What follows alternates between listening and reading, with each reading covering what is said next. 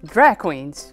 Het zijn in de meeste gevallen mannelijke artiesten die ten uitzonderlijk vrouwelijk klaaien en extra optreden. Daarmee is het iets oors als travestieten. Die willen het entertainen, maar sjoggen er dan wel vrouwelijk uit. Of mannelijk, vanzelfs. Wat echt kenmerkend is voor een drag queen is de heftige make-up. Met dikke contouring, stapels valse wimpers en lippenstift om de moelen voor gruttere lippen. Misschien kennen je gewoon bekende drag queens van No Equal, liek als RuPaul, Lady Bunny, Dame Edna Everage en vanzelfs Conchita Wurst. De eerste drag queens waren trouwens heel oors als deze ladies. Dat waren namelijk acteurs.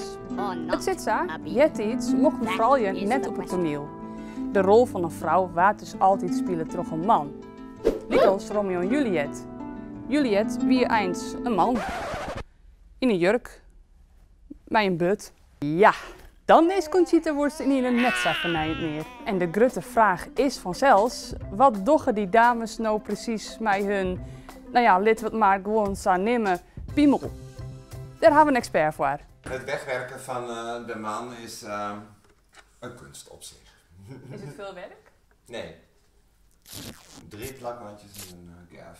Doet dat niet zeer als je dat er weer afhaalt? Nee. Ik ben wel weer een week glad aan. Dus,